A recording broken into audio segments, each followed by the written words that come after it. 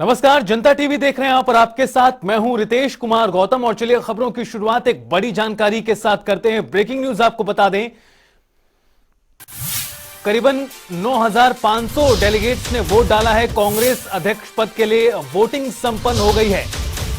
शिमला में 76 डेलीगेट्स ने वोट डाला। देश भर में 36 केंद्र बनाए गए थे वोटिंग के लिए। 19 अक्टूबर को आपको बता दें कि नतीजे आएंगे, यानी परसों ये क्लियर हो जाएगा कि आखिरकार कांग्रेस पार्टी की कमान अब कौन संभालेगा, मल्लिकार्जुन खड़गे या फिर शशि थरूर। बहरहाल बात करें हिमाचल प्रदेश के संदर्भ में, तो हिमाचल में भी करीबन 76 डेलीगेट्स ने वोट किया है अध्यक्ष पद को लेकर।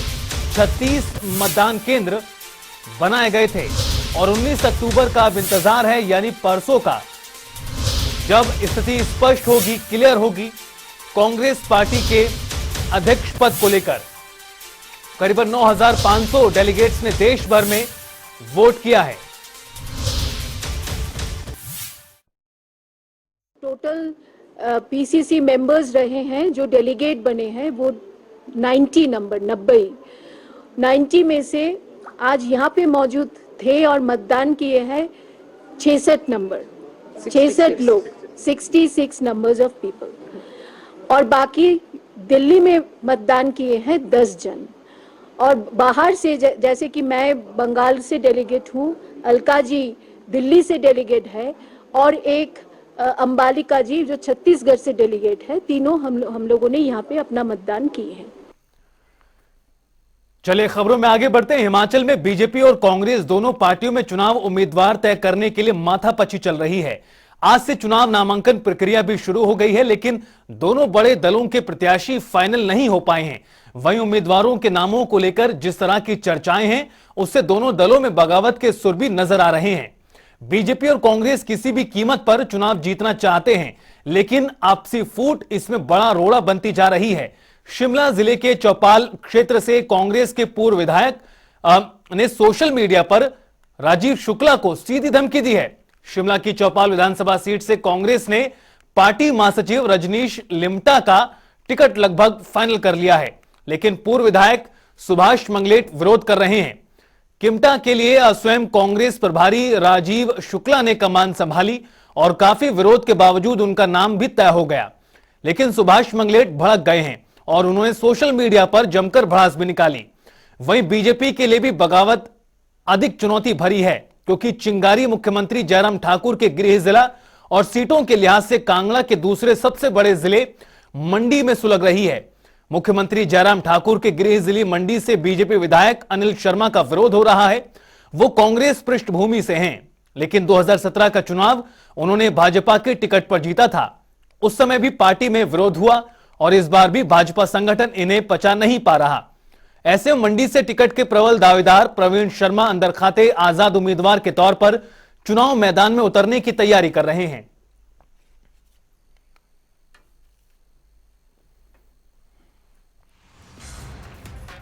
पहली बार कांग्रेस बिना वीरभद्र सिंह के चुनाव में उतरी हुई है। 2017 तक कांग्रेस सत्ता में थी, 6 बार सीएम रहे थे वीरभद्र, उनके नाम पर चुनाव लड़े गए। कांग्रेस में वीरभद्र सिंह जैसे मजबूत चेहरे की कमी साफ तौर पर नजर आ रही है। उपचुनाव में जीती वीरभद्र सिंह की पत्नी प्रतिभा सिंह सांसद है मौजूदा वक्त में। मंडी में 2017 का प्रदर्शन दोहराना बीजेपी के लिए भी बड़ी चुनौती है। अनिल दूसरी बार प्रवीण की राह का रोड़ा बने हैं।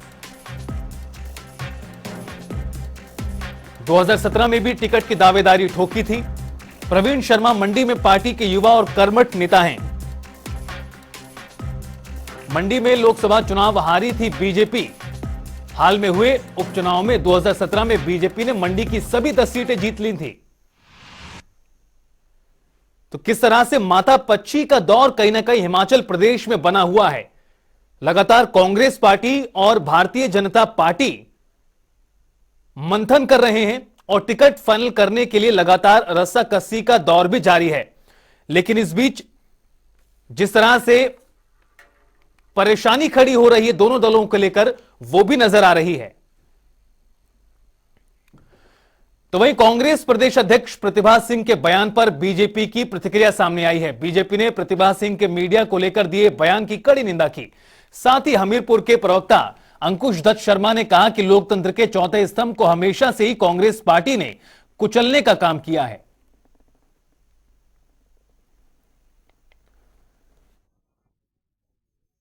रानी प्रतिभा सिंह के उस दुर्व्यवहार से उनकी हताशा झलकती है। जिस प्रकार से अभी चुनाव हिमाचल प्रदेश में आने वाले समय में यानी 12 नवंबर को हो रहा है, तो उससे ध्यान में आता है कि उनकी हताशा दिख रही है कि कांग्रेस पार्टी किस प्रकार से बैकफुट पे चले गई है और उनके बड़े बड़े नेता भारतीय जनता पार्टी को ज्वाइन कर रहे हैं। इस प्रकार का दुर्व्यवहार हमारे यशस्वी मुख्यमंत्री, हमारे देश के प्रधानमंत्री के खिलाफ भी अनर्गल बातें कर रहे हैं। ऐसे पिछले दिनों में कई उदाहरण आए हैं।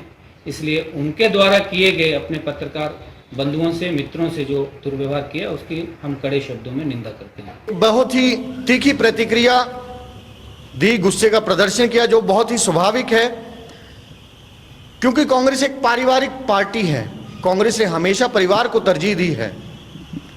प्रतिभा सिंह का गुस्सा जता रहा है कि वो नहीं चाहती कि उनके परिवार से बाहर कांग्रेस का कोई बंदा, कोई व्यक्ति कमान संभाले। कांग्रेस पार्टी के नेताओं को सामने दिखती हुई हार उत्तेजित कर रही है, बौखलाहट हो रही है, गुस्से का प्रदर्शन हो रहा है। सामान्य से सवालों पर भी कांग्रेस के नेता पत्रकारों के साथ, जो कि लोकतंत्र का चौथा स्तंभ है, उनके साथ दुर्व्यवहार करने पर उतारू हो रहे हैं, जिसका भारतीय जनता पार्टी कड़े शब्दों में निंदा करती है। तो वहीं हिमाचल में विधानसभा चुनावों का बिगुल बज चुका है और नेता अपनी विधानसभाओं में जुट गए हैं। शिमला ग्रामीण विधानसभा के विधायक विक्रमादित्य सिंह ने जन्मदिन के बहाने शक्ति प्रदर्शन किया। इस मौके पर विशाल जनसभा का भी आयोजन हुआ, जहां हजारों की भीड़ एकत्रित कर जन्मदिन मनाया गया। इस दौरान जहां उन्होंने 5 सालों में किए गए कार्यों को जनता के समक्ष रखा, तो वहीं बीजेपी सरकार पर जमकर निशाना साधा।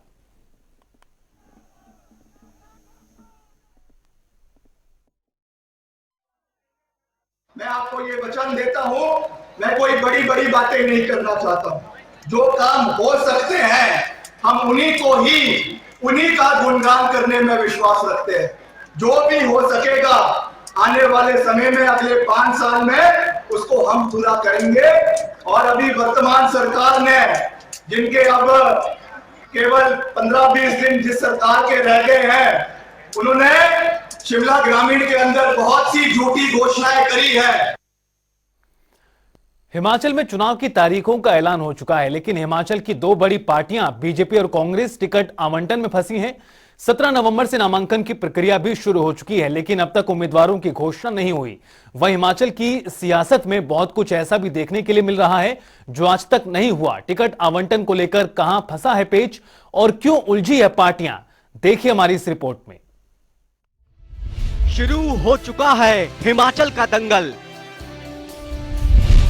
चुनावी तारीख का हुआ ऐलान। पार्टियां कब करेंगी उम्मीदवारों का ऐलान? क्या बीजेपी और कांग्रेस के उलझ रहे हैं धागे? क्यों है प्रदेश में इतना तनाव?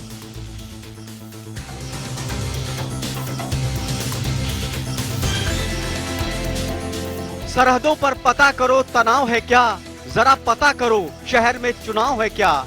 ये पंक्तियां हिमाचल सियासत में आजकल बिल्कुल सटीक बैठ रही हैं।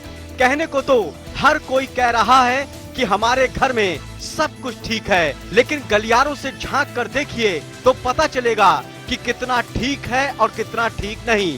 पार्टियों के घरों के अंदर तनाव साफ दिखाई दे रहा है और ये कोई आम तनाव नहीं है, ये तो चुनावी तनाव है भाई। दरअसल हिमाचल में चुनाव की तारीखों का ऐलान तो हो गया, लेकिन हिमाचल की सियासत की बड़ी पार्टी अपने घर के अंदर मचे घमासान से निकलने में कामयाब नहीं हो पा रहे हैं। क्या कांग्रेस, क्या बीजेपी, दोनों चुनाव की तारीखों के ऐलान के बाद भी उम्मीदवारों के नाम की पहली लिस्ट भी जारी नहीं कर पाए। वहीं कांग्रेस की तरफ से हर रोज सुबह हवा उठती है कि आज उम्मीदवारों के नाम की घोषणा हो जाएगी, लेकिन शाम होते होते ये हवा ठहर जाती है। कांग्रेस में चुनाव कमेटी की बैठकों का दौर लगातार चल रहा है, लेकिन टिकटों पर सहमति नहीं बन पा रही है। बस यही वजह है कि आज तक कांग्रेस ने अपने उम्मीदवारों के नाम का ऐलान नहीं किया। आखिर क्या डर है जो टिकटों के ऐलान के नाम पर शाम होते होते विराम लग जाती है? आइए ये भी जान ही लेते हैं। क्या कांग्रेस में सब कुछ है ठीक? उम्मीदवारों के नाम का ऐलान कब? क्या उम्मीदवारों के ऐलान के बाद कांग्रेस में पड़ेगी फूट? क्यों हाईकमान बार बार होल्ड कर रहे हैं नाम? हाईकमान की कमेटी आखिर कब करेगी फैसला? सीईसी की हुई 3 बैठक, फिर कहां फंसा पेच? फाइनल नामों की लिस्ट के बाद गुटबाजी का डर। कांग्रेस के अंदर चल रही यंग ब्रिगेड के इस्तीफे की चेतावनी। क्यों चल रही है नेताओं की बागी होने की खबर? तो क्या यही वजह है कि नामों के ऐलान में हो रही है देरी? उम्मीदवारों के नाम के ऐलान के बाद क्या सब कुछ रहेगा ठीक? ये सिर्फ कांग्रेस के अंदर की बात नहीं है, आजकल बीजेपी में भी ऐसा ही चल रहा है। बीजेपी में भी इस बार विधानसभा चुनाव में टिकटों के ऐलान को लेकर उलझने बढ़ी हैं। इतिहास में पहली बार ऐसा कुछ देखने को मिल रहा है जो हिमाचल की सियासत में बीजेपी ने आज तक नहीं किया। टिकटों के ऐलान से पहले नई नई चीजें देखने को मिल रही हैं। बीजेपी का धागा ऐसा उलझ गया कि बीजेपी को टिकट पर फैसला करने के लिए बैलेट पेपर से मतदान कराना पड़ा। अब इस मतदान को किस नजर से देखा जाए, ये भी एक विषय है। क्या बीजेपी चाहती है कि मंडल स्तर तक के कार्यकर्ताओं से विचार विमर्श किया जाए, या फिर पार्टी को अपने 5 साल के चुने हुए विधायक पर संदेह है? हालांकि बीजेपी के प्रदेश अध्यक्ष सुरेश कश्यप ये कह रहे हैं कि पार्टी मंडल तक के कार्यकर्ताओं तक की पसंद को जानना चाह रही है। देखिए, चुनाव की घोषणा हो गई है और बहुत जल्दी हम चुनाव में जा रहे हैं, तो उस दृष्टि से अभी हमारे जो प्रत्याशी हैं उनकी घोषणा भी होने वाली है। उसी कड़ी में, क्योंकि भारतीय जनता पार्टी संगठन आधारित पार्टी है, एक लोकतांत्रिक पार्टी है, और उसमें हमारे जो भी प्रत्याशी हों, जो भी हमारे कैंडिडेट्स हों, उसमें हमारे पार्टी के जो पदाधिकारी हैं, हमारे मंडल के लोग हैं, हमारे जिला के लोग हैं, प्रदेश के लोग हैं, हमारे मोर्चों के लोग हैं, हमारे चुने हुए प्रतिनिधि हैं, वो चाहे जिला परिषद के हैं, पंचायत समिति के हैं, हमारे स्थानीय निकाय के लोग हैं, नगर निगम, नगर परिषद, नगर पंचायत के लोग हैं, अर्थात सभी लोगों की राय का समावेश हो। और उसके लिए हमने संसदीय क्षेत्र वाइज जो है हर मंडल की लोगों की राय लेने का तय किया है, और उसी कड़ी में आज हमने 4 स्थानों के ऊपर, हमारे जो 4 संसदीय क्षेत्र हैं वहाँ पर 17 जो जिले हैं उनकी बैठक हमने रखी है, और उसमें अपने कार्यकर्ताओं की राय, जो कि गुप्त राय जिसको हम कह सकते हैं, उसको लेने का क्रम रखा है। खैर, कहने को तो कुछ भी कहा जा सकता है, पर हवा तो ये भी उठ रही है कि बीजेपी को अपने सर्वे में मिली नेगेटिव फीडबैक से टेंशन बढ़ गई। अब जो भी हो, यह आने वाला वक्त तय करेगा कि क्या उम्मीदवारों के नाम के ऐलान के बाद किस पार्टी में कितनी कलह देखने को मिलेगी, या फिर पार्टी अपनी आंतरिक कलह को होने से बचा लेगी। ब्यूरो रिपोर्ट, जनता टीवी।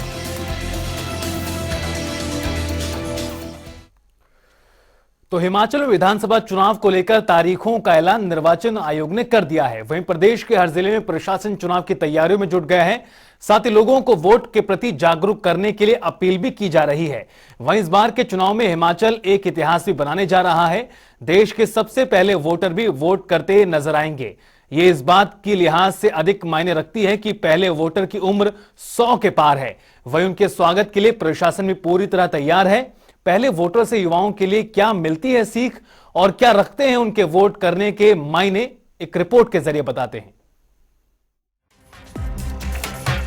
वैसे तो हमारे देश में कई त्योहार मनाए जाते हैं, लेकिन एक त्योहार ऐसा भी है जो अपने आप में देश के लिए सबसे बड़ा त्योहार है। मैं आने वाली दिवाली की बात नहीं कर रहा हूँ। मैं तो इस त्योहार की बात कर रहा हूँ जो हम अपने प्रदेश के विकास के लिए एक अच्छी सरकार चुनने की आजादी देता है, जो लोकतंत्र को मजबूती देता है और जिसके माध्यम से हम अपने क्षेत्र और प्रदेश के लिए एक ऐसे व्यक्ति का चुनाव करते हैं जो हमारे प्रदेश को विकास की अग्रणी श्रेणी में रखे। आप शायद समझ गए होंगे और अगर नहीं समझे तो हम बता देते हैं। दरअसल हम बात कर रहे हैं चुनावी त्योहार की, जो हमें हमारा अधिकार दिलाता है। बता दें कि निर्वाचन आयोग द्वारा हिमाचल प्रदेश में चुनाव का ऐलान करने के साथ ही चुनावी सरगर्मियां भी तेज हो गई हैं। वोटरों पर बीजेपी, कांग्रेस, आप समेत सभी राजनीतिक पार्टियों की नजर रहेगी, लेकिन इसी के बीच देश के पहले मतदाताओं पर भी सभी की नजरें टिकी होंगी। श्याम शरण नेगी हैं पहले मतदाता। 106 साल के हो चुके हैं श्याम शरण नेगी। मतदान केंद्र पहुंचकर नेगी करेंगे वो।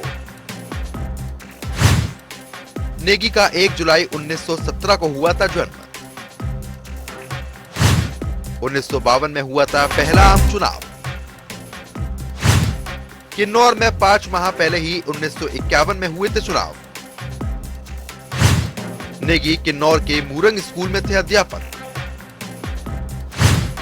चुनाव में लगी थी उनकी ड्यूटी।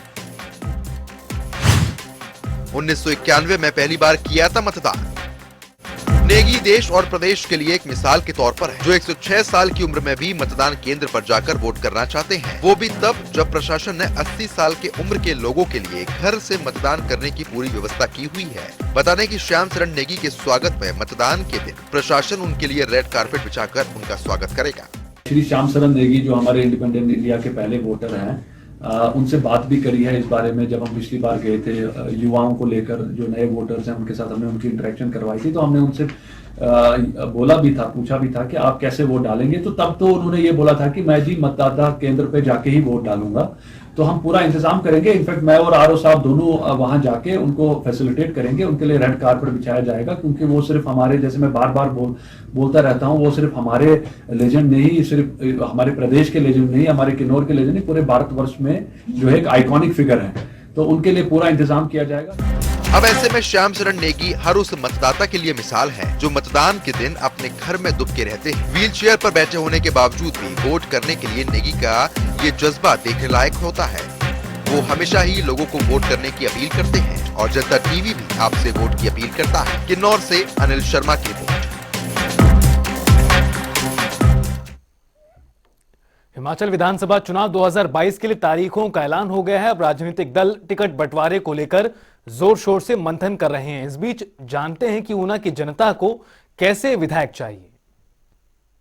हम पहुंचे हैं और ऊना मुख्यालय का ISBT, मेरे पीछे तस्वीरें देख रहे हैं, यहाँ पर जानने का प्रयास करेंगे कि क्या हिमाचल प्रदेश सरकार में, इस सरकार द्वारा क्या बेहतर किया गया है, अभी भी कौन सी समस्याएं यहाँ पर मौजूद है, किस प्रत्याशी को मैदान में देखना चाहते हैं और किसके पक्ष में जाना चाहेंगे। तो इन सारी बातों को लेकर बात करेंगे यहाँ की जनता के साथ। जिस प्रकार से बीजेपी, कांग्रेस या आम आदमी पार्टी अपनी अपनी दावेदारी ठोक रही है कि प्रदेश में जो है बीजेपी या अपनी सरकार बना सकती है, कांग्रेस बना सकती है, क्या देखते हैं, आपको क्या लगता है? जिसने अच्छा काम किया वो सरकार बनेगी, इसके बारे में तो कुछ बोल नहीं सकते। लोगों का मत होगा, क्या होगा लोगों का। क्या अभी भी समस्याएं ऊना में है? ऊना में समस्याएं हैं? समस्या तो है, समस्या तो बहुत है ऊना में। क्या उम्मीद है आपको, क्या लगता है कि इन समस्याओं का हल होना चाहिए था? होना चाहिए था, समस्या हल तो होना चाहिए। हुआ है? विकास हुआ है पर कम हुआ है। कम हुआ है। क्या लगता है इस सरकार ने जितना विकास करना चाहिए था उतना किया है? उनके हिसाब से हुआ पर थोड़ा हमारे हिसाब से कम हुआ है। इधर ऊना में मुकाबला किसका देखते हैं आप? त्रिकोण का मुकाबला चलेगा। आप भी ठीक है, आप भी है, कांग्रेस भी, बीजेपी, तीनों का मुकाबला। तो क्या बीजेपी से कौन है, कांग्रेस से कौन है? शायद बीजेपी से 70% ही है मेरे पुराने कैंडिडेट जी। कांग्रेस के यादव जी है। आपसे शायद अभी कौन अभी डिक्लेयर नहीं हुआ मेरे हिसाब से। डिक्लेयर नहीं हुआ। चलिए धन्यवाद। तो ये देखिए समस्याएं हैं, काम हुआ है, विकास हुआ पर उतना नहीं हुआ है, इनका ये कहना है।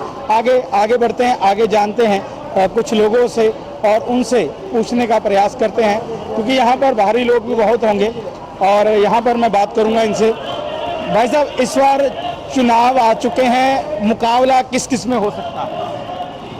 तीनों पार्टियां अभी तो मैदान में हैं, देखो क्या बनता है। जनता जनार्दन है जी, सभी ने काम अच्छा किया, सभी मेहनत कर रहे हैं, पर जिसको जनता का विश्वास होगा वो जीत जाएगा। ऊना से बीजेपी के तो चुनावों को लेकर लोगों में भी काफी ज्यादा उत्साह है। रुकेंगे फिलहाल एक ब्रेक के लिए। जनता टीवी पर खबरों का सफर लगातार जारी है।